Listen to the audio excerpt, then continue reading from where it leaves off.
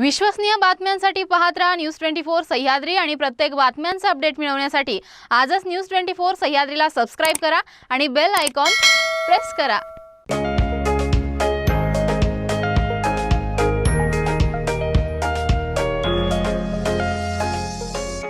नमस्कार, मी ऋतुजा। न्यूज 24 सह्याद्रीमध्ये आपलं स्वागत। आपण पाहतोय की राज्यात पुन्हा कोरोना आणि ओमिक्रॉन या विषाणूचा संसर्ग घोंगावत असताना आता परिस्थिती काहीशी वाढत चालली आहे आणि कोरोना रुग्णसंख्याही वाढतीये। त्याच पार्श्वभूमीवर हवामानातही अनेक बदल होत आहेत, त्यामुळे ताप, सर्दी, खोकला, पडसे असेही लक्षणे दिसतात। लहान बाळांमध्ये याचा काय परिणाम होतोय आणि विद्यार्थ्यांची आता सोमवारपासून शाळा सुरू होणार आहे, त्यामुळे त्यांची काळजी कशी घ्यायची, शिक्षकांनी काळजी कशी घ्यायची, असे अनेक प्रश्न आहेत। त्या प्रश्नांबाबत आपण आज तज्ञांशी चर्चा करणार आहोत। आज आपल्या सोबत आहेत doctor Anil Kurhade sir. Sir नमस्कार। नमस्कार। मॅडम वैशाली किरण, नमस्कार। तर आपण आज जाणून घेणार आहोत हे जे वातावरण तयार झालेलं आहे यातून कसं बाहेर निघायचं आणि स्वतःची काळजी कशी घ्यायची, बाळांची, गर्भवती आईंची काळजी कशी घ्यायची। मॅडम, जाणून घ्यायला आवडेल की गर्भवती महिलांमध्ये लसीकरणाची कमी दिसते आहे आणि लसीकरण फार मोठ्या प्रमाणात झालेलं नाहीये, मात्र हे जे वातावरण आहे त्याचा थेट परिणाम हा गर्भवती महिलांवर होतो। तर मग यातून त्या महिलांना तुम्ही काय सल्ला द्याल किंवा त्यातून त्यांनी कसं बाहेर निघायला हवं? ॲक्च्युली आम्ही पहिले दोन जे लाटेमध्ये बघितलेले भरपूर सेकंड वेव्ह पर्टिक्युलरली खूप गरोदर स्त्रियांनी पॉझिटिव्ह होऊन खूप सिव्हिरिटीमध्ये पास होऊन काय लोकांचा अनफॉर्च्युनेटली जीवसुद्धा गमावलेले आहे। पण फॉर्च्युनेटली काय लोक वेळेवर आले, बरोबर निदान झालं, ट्रीटमेंट झालं आणि आई आणि बाळ दोघे पण भरपूर संख्येमध्ये छान झालेले पण आहे।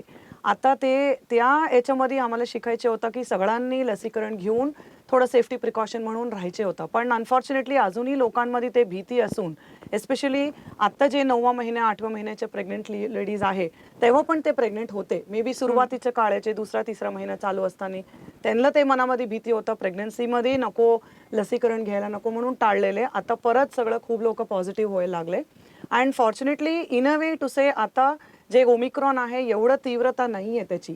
जसं तुम्ही म्हटले सिंपल सर्दी, खोकला, ताप असेच सुरू झालेले, पण काही लोकांमध्ये त्यांच्या काय इम्युनिटी थोडासा कमी असून प्रतिकारशक्ती नसले तर एकदम थेट स्कोअर्स आणि परत ते HRCT आणि ॲडमिशन हे सगळं प्रोसेस परत सुरू झालेले आहे। तर माझं हे पर्सनल सजेशन आणि request to all pregnant women, सगळं गरोदर स्त्री प्लस ज्यांनी डिलिव्हरी झालेले लोकसुद्धा, it is very safe to take, म्हणजे वॅक्सिनेशन घ्या तुम्ही। लसीकरण नको म्हणून घाबरून घरी बसून त्याचे कॉम्प्लिकेशन फेस करण्यापेक्षा it is better you are all vaccinated. In fact WHO सुद्धा आता ते वर्ल्ड हेल्थ ऑर्गनायझेशननी खात्री करून सांगितलेले आहे, भरपूर स्टडीज झालेले आहे की ज्यांनी प्रेग्नन्सीसाठी प्लॅनिंग चालू आहे किंवा गरोदरपणाच्या कुठलेही स्टेजमध्ये असू, सुरुवातीच्या, मध्ये किंवा एंड ऑफ ड्युरिंग डिलिव्हरी, त्यांना पण किंवा डिलिव्हरी झाल्यानंतर सुद्धा त्यांनी घेतलेले डेफिनेटली आम्ही काय कॉम्प्लिकेशन्स वगैरे टाळता येत। अच्छा, आणि ज्या गर्भवती महिला आहेत त्या जर कोविड पॉझिटिव्ह आल्या तर मग त्यांनी स्वतःची काळजी कशी घ्यायची? आधी मी जसं म्हटले खूप वेळ आत्ता 3ऱ्या लाटामध्ये असं झालं की खूप सारे पेशंट्सला खूप माइल्ड सिम्पटम्स, आत्ताची वातावरण एस्पेशली नुसतं थोडं सर्दी आहे मॅडम, थोडं अंग दुखते मॅडम, तेवढंच त्यांना एवढं सिरियसनेस वाटत नाही। पण आम्हाला जे काळजी असते की मे बी घरचे लोक कोणीतरी पॉझिटिव्ह असेल, त्यांच्यामुळे संसर्गात त्यांना पण झाले असेल, मग ते काही सिम्पटम्स असला लगेच तुम्ही डॉक्टरांकडे जा व्यवस्थित। त्याच्यामध्ये स्पेसिफिकली आपल्याला काय रक्ताची गुठली तयार होण्याची शक्यता जास्त असतो एस्पेशली प्रेग्नेंट लोकांमध्ये, म्हणून डी डायमर वगैरे काय स्पेसिफिक ब्लड टेस्ट असतील ते सगळं आम्ही चेक करून वेळेवर त्यांना बरोबर मार्गदर्शन घेतले त्यांनी पण, मग त्यांनी काय कॉम्प्लिकेशन्स टाळता येत असं। आणि ऑब्व्हियसली त्यांना थोडे दिवस जे काय आयसोलेशनचं पिरियड आहे ते राहून, लोकांची थोडंसं लांब राहून, डबल मास्क घालून हे सगळं केले तर I think they should get over the situation better. अच्छा, हे जाणून घ्यायला आवडेल की आता जे वातावरण आहे आणि कोविडची सध्या लाटच सुरू आहे, त्यामुळे लहान बाळांमध्ये कोविडची कोणती लक्षणे आढळतात आणि ते घरच्यांनी कसं ओळखायचं? आता सुदैवाने असं म्हणता येईल आपल्या का पहिल्या, दुसऱ्या, तिसऱ्या लाटेमध्ये लहान मुलांना हा आजार अतिशय सौम्य प्रमाणात होऊन गेला। आत्ता ओमिक्रॉन तर आणखी सौम्य आहे, त्यामुळे विशेष काळजी करण्याचं तसं लहान मुलांमध्ये कारण नाही। तरी पण लहान मुलांच्या ज्या आपण त्रिसूत्री जी म्हणतो आपण कोरोनाविषयीची, ती पाळणं अतिशय गरजेचं आहे। कारण जरी लहान मुलं जरी आजारी पडले, त्यांना त्रास नाही झाला, तर ही मुलं घरामध्ये वयोवृद्धांना, त्यांच्या आईवडिलांना, आजी आजोबांना आणि जवळपासच्या लोकांना तो आजार वेगाने पसरवतात। त्यामुळे मुलांनाही आपण सगळे जे त्रिगुणी जे आपण म्हणतो, मास्क वापरणं, वारंवार हात धुणं किंवा 6 फुटाचं अंतर ठेवणं, ह्या गोष्टी मुलांना शिकवणं अतिशय गरजेचं आहे. त्यांचं महत्त्व पटवून देणं अतिशय गरजेचं आहे आणि या गोष्टी त्यांनी घरी पण पाळणं आवश्यक आहे. बाहेर खेळायला जाताना किंवा शाळेत, आता शाळा सुरू होत आहेत मुलांच्या, तर शाळेत गेल्यानंतरसुद्धा शिक्षकांनी आणि पालकांनी ह्या गोष्टी मुलांना समजवल्या पाहिजे आणि त्याचं महत्त्व त्यांनी अधोरेखित केलं पाहिजे की आपण वारंवार हात धुतले पाहिजे साबणाने, पाण्याने. एक चांगल्या प्रकारचा N95 मास्क किंवा ट्रिपल लेअर मास्क वापरला पाहिजे आणि कमीत कमी एक 6 फुटांचं अंतर ठेवलं पाहिजे. खरं या गोष्टी लहान मुलांना नीट समजल्या ते मुलं ह्या नक्की फॉलो करतील आणि त्याप्रमाणे हा आजार आपल्याला बराचसा त्यांच्यापासून दूर ठेवता येईल आणि त्यामुळं घरातले वयोवृद्ध जे आहेत किंवा जे पालक आहेत त्यांनासुद्धा आपल्याला तशा सुरक्षित ठेवता येईल. आणि जर आई कोरोना पॉझिटिव्ह असेल आणि बाळाचं स्तनपान करायचं असेल तर मग त्यांनी कोणती काळजी घ्यायला हवी? अतिशय चांगला प्रश्न हा की हा जो प्रॉब्लेम आहे, बाळाला स्तनपान द्यावं की नाही, जर आई पॉझिटिव्ह आहे आणि द्यावं की नाही, द्यायलाच पाहिजे. आईचं दूध हे अमृता समान असतं. जगातल्या सर्व दुधामध्ये सर्वात उत्तम दूध जर कोणतं असेल तर ते आईचं दूध. आणि आईचं दुधाचे महत्त्व इतकं आहे की ते बाळ पीत असेल तर त्या बाळाला कोरोनाच कोणताही मोठा आजार होणार नाही. त्यामुळे बाळाच्या अनेक प्रकारच्या रोगांपासून बाळाला संरक्षण मिळतं. कोरोनापासून संरक्षण मिळतं. म्हणून जरी आईला पॉझिटिव्ह असेल, कोरोना झालेला असेल, फक्त ती ICUमध्ये नसेल तर इतर वेळी घरीच असेल, आयसोलेशनमध्ये असेल, तर तिने बाळाला स्तनपान करणं चालू ठेवावं लागतं. फक्त काही प्रिकॉशन्स, एक्स्ट्रा प्रिकॉशन्स तिने घेणं गरजेचं आहे. विशेषतः तिने बाळाला फिडिंग करण्यापूर्वी, बाळाला हँडल करण्यापूर्वी, बाळाला हात लावण्यापूर्वी हात व्यवस्थित सॅनिटाईज करणं गरजेचं आहे. अगदी सॅनिटाईज करणं म्हणजे अगदीच सॅनिटायझर वापरलं पाहिजे असं काही नाही. भरपूर पाण्याने आणि साबणाने 40 ते 60 सेकंद जर हात धुतले आणि नंतर बाळाला टच केला तर जास्त चांगलं. नंतर तिने ट्रिपल लेअर मास्क घालणं गरजेचं आहे आणि पाजताना बाळाला व्यवस्थित पाजून नंतर तिने आपल्यापासून बाळाला कमीत कमी 6 फूट अंतरावर ठेवणं. एका रूममध्ये असेल तर 6 फूट किंवा छोटी रूम असेल तर रूमच्या बाहेर ठेवलं ते चालेल. जी केअर गिव्हर जी असते, आजी, नानी, दादी कुणी जर असेल तर त्यांनासुद्धा सांगायचं की बाळाला ज्यावेळी तुम्ही हात लावाल त्यावेळी सगळ्या ह्या प्रिकॉशन्स, आपण कोरोना ॲप्रोप्रिएट प्रिकॉशन्स ज्या म्हणतो त्या सगळ्या प्रिकॉशन्स त्यांनी घेतल्या पाहिजे. आणि असं जर केलं तर आईकडनं बाळाला हा आजार होणार नाही. त्यामुळे बाळाला आईचं दूध चालू ठेवणं अतिशय आवश्यक आहे. फक्त अपवाद एकच, जर आई ICUमध्ये ॲडमिट असेल, ती व्हेंटिलेटरवर असेल, काही कारणामुळे तिला दूध पाजणं शक्य होत नसेल तर अदरवाईज बाळाला पूर्णपणे अंगावर पाजणं गरजेचं आहे. मॅडम, जर एखादी महिला आत्ताच आई झालेली आहे तर मग तिने किती दिवसानंतर लस घेतली पाहिजे? तसं आताची रिसेंट कॉन्सेप्टमध्ये you can take the vaccine. जे कोणी आता just UPT pregnancy test positive असेल किंवा कुठलेही स्टेज ऑफ प्रेग्नन्सी असेल. अँड दुसरा महत्त्वाची, सपोज त्यांनी ऑलरेडी मागच्या वर्षीच्या वॉटेवर त्या काळामध्ये त्यांनी फर्स्ट सेकंड डोस दोन्ही घेतले असेल, 9 महिन्याच्या अंतरचे नेक्स्ट बूस्टर डोससुद्धा घेतले तरी अतिउत्तम राहील.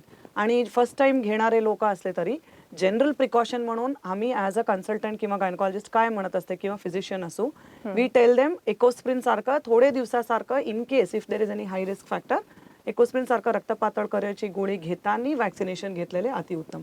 सो दॅट वॅक्सिनेशन सुद्धा काय लोकांना मनामध्ये काय भीती की तेच एक कोरोनाची इन्फेक्शन सारखा होईल मला, मग बाळावर काय होईल का म्हणून. So if you explain to them तर त्याच्या इनफॅक्ट पॉझिटिव्ह चांगलं बेनिफिट असतो म्हणून मग त्यांना ते व्यवस्थित 7-8 दिवसाची अंतरमध्ये इन केस एनी कॉम्प्लिकेशन झालं लगेच डॉक्टरकडे गेले तर I think we can avoid all those. Sir, आत्ताच एक राज्य सरकारने निर्णय दिला आहे की कोरोनामुळे जे निर्बंध लावले होते आणि त्यामुळे शाळा महाविद्यालय बंद केलेली होती, मात्र आता विद्यार्थ्यांना सोमवारपासून शाळेत जाणं त्यांनी सुरू केलेलं आहे. तर मग विद्यार्थ्यांनी कशी काळजी घ्यायची आणि शिक्षकांनी त्यांची काळजी कशी घ्यायची, कारण लसीकरण तर आणखीन पूर्ण झालेलं नाही आहे. आत्ताच मला सांगितलं की जे आपले कोरोना अप्रोप्रिएट बिहेवियर जे म्हणतो आपण, जे की ट्रिपल लेअर मास्क, म्हणजे चांगल्या क्वालिटीचा मास्क N95, साधा मास्क न वापरता तो स्पेशल जो मास्क असतो तो वापरणे. शिक्षकांनी मुलांपासून बोलताना कमीत कमी 6 फुटाचं अंतर ठेवणे, मुलांमध्ये 6 फुटांचं अंतर ठेवणं आणि हँडवॉश. आता ह्या फॅसिलिटीज प्रत्येक शाळेमध्ये असणं अतिशय गरजेचं आहे. त्यांना वॉशरूममध्ये साबण, लिक्विड सोप आणि भरपूर प्रमाणात पाणी उपलब्ध करून शिक्षकांनी दिलं पाहिजे. पालकांनी तसं इन्सिस्ट केलं पाहिजे की पाणी भरपूर असावं. आणि ह्याच ज्या सूचना आपण पालकांना करणार आहोत त्या सूचना शिक्षकांनी पण फॉलो करणं गरजेचं आहे की जेणेकरून मुलांचा एकमेकांचा जवळचा कॉन्टॅक्ट कमी होऊन त्यांचा संसर्ग कमी व्हायला मदत होईल. आपण पाहतोय की सध्याचं जे वातावरण आहे त्यामुळे ताप, थंडी पडसं हे रोग तर खूप मोठ्या प्रमाणात होत आहे. हे आजारही खूप मोठे उद्भवलेत आणि त्यातच कोरोनाची जी लक्षणं आहेत तेही सेम तशीच आहेत. मग नागरिकांमध्ये आताचं जे सर्दी पडसाचं वातावरण, मग त्यावरून कसं ओळखायचं की हे कोरोनाचे सिम्पटम्स आहे की व्हायरल म्हणून? अगदी बरोबर की दरवर्षी हिवाळा सुरू झाला की सर्दी खोकला आधी लहान मुलांपासून सुरू होतो, मग घरातल्या सर्व आजी आजोबा आईवडील सर्वांना सर्दी खोकला डिसेंबर जानेवारीमध्ये हा प्रकार सगळं होतो. पण यावर्षी ओमिक्रॉन पण त्याच्याबरोबर आहे, कोरोना पण त्याच्याबरोबर आहे. त्यामुळे आपण पालक संभ्रमात असतात, इव्हन डॉक्टर पण संभ्रमात असतात. नेमकं ओळखायचं कसं? लक्षणं सर्दी ताप खोकला ही तर कॉमन कोल्डला पण तशीच असतात, कोरोनाला तशीच असतात. पण जर ताप 3 दिवसापेक्षा जर जास्त असेल, 3 दिवसापेक्षा जास्त 4-5 दिवस टिकला आणि पॅरासिटामॉल देऊन साधं पॅरासिटामॉल जे औषध किंवा क्रोसिन वगैरे जे आपण औषध देतो ते देऊन जर कमी होत नसेल तर पालकांनी ताबडतोब डॉक्टरांचा सल्ला घेणं गरजेचं आहे. किंवा काही वेळेला या लक्षणाबरोबर जुलाब, उलट्या होणं किंवा अंगावर काही लाल पुरळ येणं किंवा मूल फार गळून जाणं किंवा त्याची जी एनर्जी असते, जी नेहमीची जी ॲक्टिव्हिटी असते ती कमी होणं किंवा काही मुलं पॉझिटिव्हली कंप्लेंट माझं डोकं दुखतं किंवा खूप अंग दुखतं किंवा मला कसं तरी होतं की मला नीट त्यांना सांगता येत नाही. लहान मुलांचा बेसिक प्रॉब्लेम असा असतो की ते नीट एक्सप्लेन करू शकत नाही मुलांची लक्षणं. तर अशावेळी पालकांनी पण ओळखलं पाहिजे की हे मूल नेहमीपेक्षा वेगळं आहे. साधा सर्दी खोकला पालकांना माहीत असतो त्याची लक्षणं, पण जर ताप जर 3 दिवसापेक्षा जास्त असेल आणि वेगळी काही लक्षणं असतील किंवा एखाद्या मुलांना काळी संडास होणं किंवा रक्ताची उलटी होणं, अंगावर काळे डाग पडणं, अशा जर काही लक्षणं आढळलं तर ताबडतोब त्यांनी डॉक्टरांकडे जाऊन डॉक्टरांचा योग्य सल्ला घेऊन मग तुमची टेस्ट वगैरे करून आणि मग पुढची ट्रीटमेंट घेणं गरजेचं आहे. मॅडम, आपण पाहतोय की गर्भवती महिलांमध्येही व्हायरल इन्फेक्शनचं प्रमाण खूप जास्त वाढतंय आणि त्यामुळे इम्युन सिस्टम हे कमी होते, रोगप्रतिकारशक्ती कमी होते. तर मग त्यांना तुम्ही काय सल्ला द्याल? मूलतः गरोदर स्त्रियांना जसं आम्ही नेहमीप्रमाणे म्हणत असते की वेळेवर जेवण, झोप, स्ट्रेस कमी ठेवणे, as it is emotional disturbances खूप लोकांना जास्त असतो प्रेग्नन्सीच्या काळामध्ये. एस्पेशली आता हे कोविडचे जे प्रवृत्ती बघूनच खूप आमच्याच सेकंड वेव्हच्या पेशंट्समध्ये बघितलेले की दोघे हजबंड वाईफ बिंग प्रेग्नंट आणि हजबंड पॉझिटिव्ह, 2 ठिकाणी ॲडमिशन. आणि very unfortunate, very sad story, 1 patient I had, तर तिचं हजबंड कुठं दुसऱ्या हॉस्पिटलमध्ये वारले सुद्धा आणि तिला ते माहिती पण नव्हतं की they have gone through very tragic stories.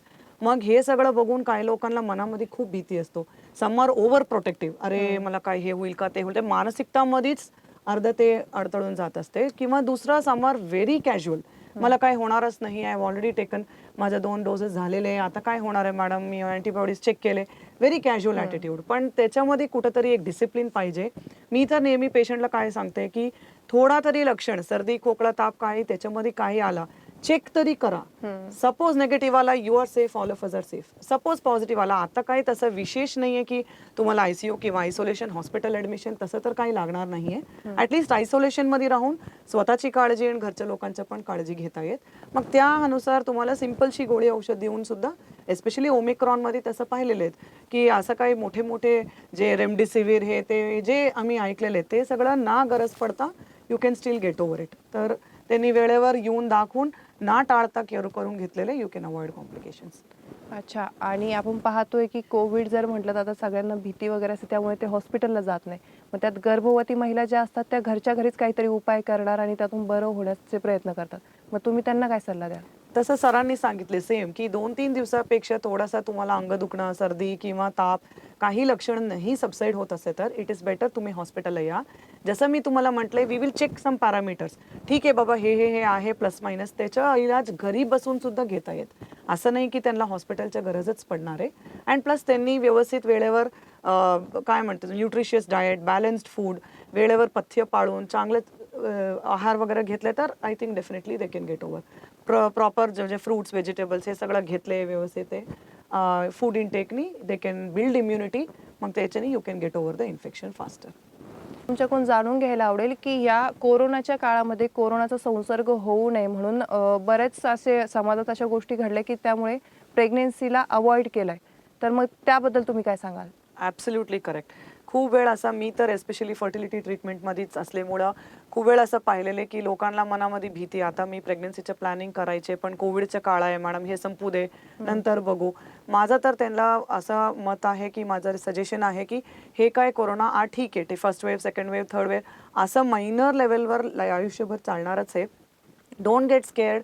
खूप ॲप्रहेन्शनमध्ये हे पण महत्त्वाची अँगल आहे की फर्टिलिटी किंवा माझा संसार वाढवायचे किंवा मूलबाळ ठेवायचे, प्रेग्नन्सीचं प्लॅन करायचे. ऑफकोर्स जसं तुम्हाला मी सांगितलं की काही थोडं लक्षण आलं की यू टेक प्रिकॉशन्स आणि त्या 14 डेज जे काय आयसोलेशन पिरियड आहे ते संपल्यानंतर you should be out of it. Plus number 2 मूलतः main again and again we stress vaccination, लसीकरण करून घेणं आणि नंतर you plan for having a baby. मग काही कॉम्प्लिकेशन्स तसं काही दिसलेले नाहीये. उगाच ते कोविडच्या भीतीने बसले आणि तुमचं पण वय वाढत चाललंय आणि नंतर you end up in a mess की परत डबल टेन्शन वाढेल की आता ते पण झालं हे पण झालं कसं म्हणून. तर इन्स्टेड थोडासा शांतीने म्हणजे if you can balance everything out, असं काही खूप घाबरण्यासारखं नाहीये. You can definitely plan for pregnancy as early as possible and चांगल्यापैकी त्यांनी काळजी घेतली तर होऊन जाईल. सर, सध्याचं वातावरण असं आहे आणि त्यातून पालकांचं म्हणणं असं असतं की बाहेर गर्दीच्या ठिकाणी जाऊ नये किंवा संसर्ग वाढतो, त्यामुळं लहान मुलांना जे पोलिओचे वगैरे जे डोस असतात ते डोस दिले जात नाही. मग त्यावर तुम्ही काय सांगाल? पालकांचं म्हणणं पहिल्या लाटेमध्ये त्यांनी खूप प्रमाणामध्ये टाळलं. पोलिओ देणं किंवा ट्रिपल इंजेक्शन देणं, गोवरची लस देणं खूप टाळलं. पण नंतर असं लक्षात आलं की कोरोना होण्यापेक्षा त्या मुलांना बाकीचेच आजार व्हायला लागले. कोणाला घटस्राप झाला, कोणाला डांग्या खोकला झाला, कोणाला बाकीचे आजार झाले. त्यामुळं आता गव्हर्नमेंटने सुद्धा आणि इवन प्रायव्हेट प्रॅक्टिशनरने सुद्धा असं ठरवलं आहे की आणि WHOने असं डिक्लेअर केलं की जरी कोरोना असेल समाजामध्ये, आता मॅडमने सांगितलं समाजामध्ये कोरोना आणखी 4 वर्ष राहील, 5 वर्ष राहील, त्याच्यावर आपल्याला राहायला शिकायला पाहिजे. आणि हेच आपण कोरोनाला फेस करत असताना आपल्या मुलांचं नुकसान व्हायला नको यासाठी आपण जे नेहमीचे व्हॅक्सिनेशन आहेत, असेल BCG असेल, ट्रिपल असेल, पोलिओ असेल, गोवरची लस असेल, कांजिण्याची लस असेल, रोटाव्हायरस लस असेल, या सगळ्या लसी देणं वेळेच्या वेळी देणं अतिशय गरजेचं आहे. आणि पालकांनी कोणत्याही मनात किंतु न ठेवता, जरी कोरोनाची लाट तिसरी चालू असेल किंवा पुढच्या वेळी आणखी एखादी येऊ शकेल तरी बालकांचं लसीकरण पूर्ण करावं की जेणेकरून त्या जे इझिली प्रिव्हेंटेबल आजार आहेत ते आजार प्रिव्हेंट केले जातील. कोरोनाची लस पण मला वाटतं की पुढच्या वर्षापर्यंत एखाद वेळी अगदी छोट्या मुलांना पण येऊ शकेल. आता 15 ते 18 वर्षापर्यंतच्या मुलांना आहे, नंतर 12 ते 15 वर्षांच्या पुढच्या महिन्यापासून मार्चपासून सुरू होते, पुढच्या वर्षीपासून एकदम 2 वर्षापासून मुलांना एखादी सुरू होईल. तर ती सुद्धा लस सगळ्यांनी घ्यावं. म्हणजे आज सांगण्याचं तात्पर्य एवढंच की सर्व प्रकारच्या लसी जरी कोरोनाची लाट चालू असल्या तरी घेणं अतिशय गरजेचं आहे. ते पालकांनी जरूर घ्यावं. आणि मी आपल्या माध्यमातून पालकांना विनंती करेल की त्यांनी कोणत्याही प्रकारची भीती मनात न बाळगता आपले जे नेहमीचे बालरोगतज्ञ असतील किंवा सरकारी सेंटर्स असतील तिथे जाऊन आपल्या लसी पूर्ण कराव्यात. आता मेन टू समराईज, बेसिकली महिलांमध्ये हे तिसरे लाटाचे जे काय बघितलेले आहे, महिलांमध्ये असो किंवा गरोदर स्त्रियांच्या, तर ते जनरली जे वयस्कर लोक आहे, जे डायबेटिक लोक आहे, जे इम्युनिटी प्रतिकारशक्ती कमी असताना जे महिला लोक आहेत, त्यांना परत तिसरा या रिइन्फेक्शन आधी झालेले लोकांना परत होण्याची शक्यता पण असतो. खूप लोकांना ते मानसिकताच नाही आहे की ॲक्सेप्ट करायला रेडी नसते. पण माझं एक विनंती राहील की तुम्हाला थोडा तरी काही लक्षण दिसलं लगेच तुम्ही डॉक्टरकडे जाऊन निदान करून ॲटलिस्ट ट्रीटमेंट घेता येत, so that you can avoid अजून काही मोठे कॉम्प्लिकेशन्सनी लांब राहू शकते तुम्ही.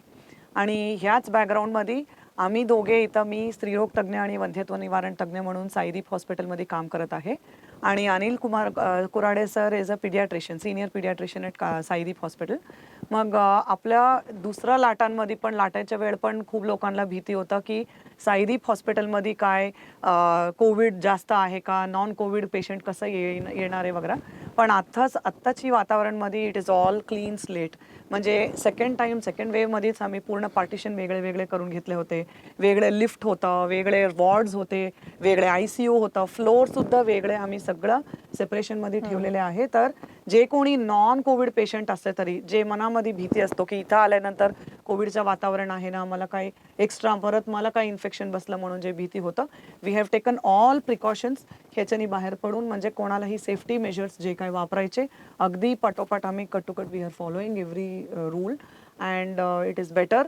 तुम्ही काही काळजी ना करता जे काही तुमचे ॲन्युअल चेकअप्स असतील, सरांनी जसं सांगितले बाळांचं लसीकरण असतील किंवा काही छोटे मोठे आजारी किंवा रुटीन तुमच्या हार्ट, डायबिटीज, किडनी जे असेल तुमच्या रेग्युलर ॲन्युअल चेकअपला तुम्ही रेग्युलरली येऊ शकते. आम्ही सगळं फॅकल्टी साईदीप हॉस्पिटलमध्ये भले कोविडचे काय वेगळे विंग असले तरी नॉन कोविड पूर्णपणे आमचं काम पूर्णपणे कार्यरत आहोत आम्ही. सारांशाने असं सांगता येईल की लहान मुलांमध्ये हा कोरोना आजार तसा सौम्य स्वरूपात असतो. पालकांनी पॅनिक होण्याची किंवा घाबरून जाण्याची काही आवश्यकता नसते. जरी मूल पॉझिटिव्ह आलं तरी त्याला जास्त सिरियसनेस येणार नाही. अगदी लेस दॅन 1% पेशंटमध्ये आपण एखाद्या पेशंटला सिरियस होऊन ॲडमिट करावं लागतं. 99% पेशंट घरी बरे होतात. दुसरी गोष्ट, ज्या स्तनदा माता आहेत, ज्या स्त्रिया बाळाला अंगावर पाजतात, त्यांनी कोरोना जरी झाला तरी अंगावर पाजणं अतिशय गरजेचं आहे, कारण बाळासाठी पूर्ण अन्न आहे. आणि तिसरी गोष्ट, जे इम्युनायझेशन म्हणजे आपण जे डोसेस देतो पोलिओ ट्रिपल वगैरे, ते डोसेस पालकांनी डिले न करता वेळच्या वेळी पूर्ण करावे, म्हणजे आपल्या बालकांचं आरोग्य चांगलं राहील.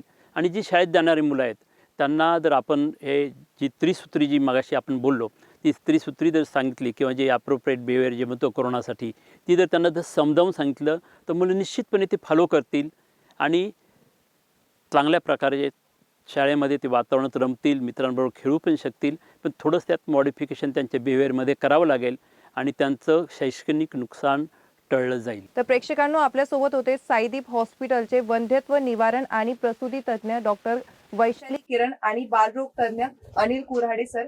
आपल्या सोबत असणाऱ्या अनेक प्रश्नांचे आणि शंका कुशंकांचं निरसन आज या तज्ज्ञ मंडळींनी केलं आहे. तर यासह आपण इथेच थांबतोय. मात्र तुम्ही कुठेही जाऊ नका, पाहत राहा न्यूज 24 सह्याद्री.